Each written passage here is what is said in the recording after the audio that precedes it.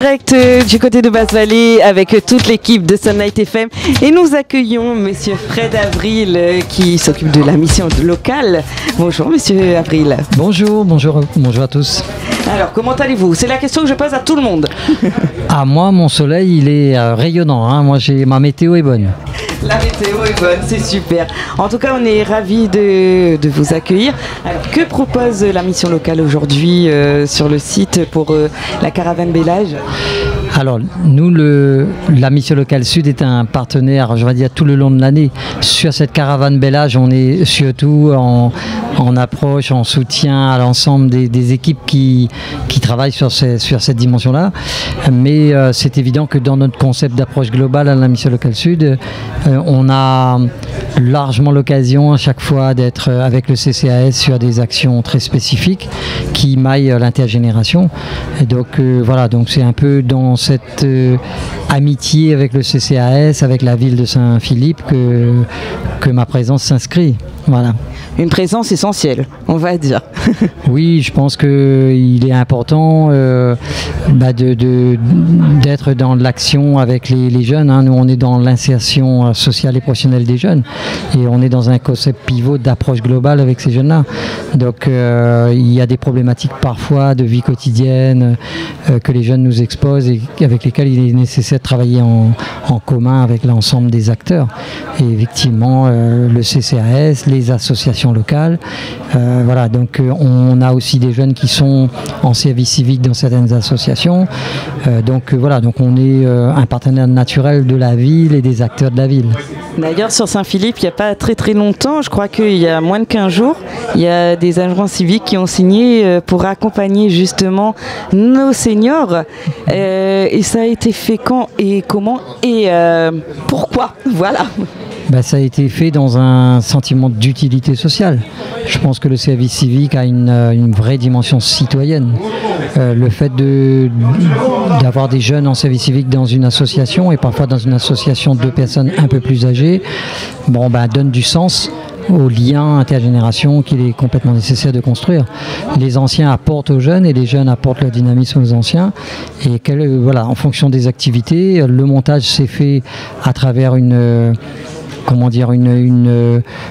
plateforme service civique qui maintenant se construit bien, qui propose des heures financées par l'État, qui permet aux jeunes donc de démarrer un parcours et aux associations donc de bénéficier du dynamisme des jeunes.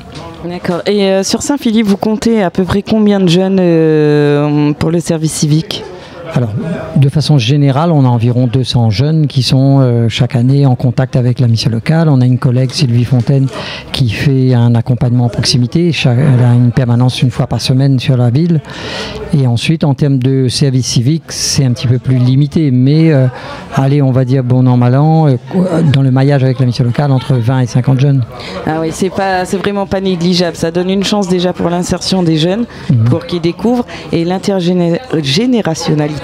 Franchement, c'est quelque chose qui est d'actualité, parce que c'est une demande qu'on a des deux côtés, parce que d'un côté, les jeunes, ils ont envie de découvrir ce que c'était la vie d'avant, redécouvrir un peu tout ce qui était patrimoine, et nos seniors, ils ont besoin d'être entourés, d'être accompagnés, et c'est un rôle vraiment essentiel.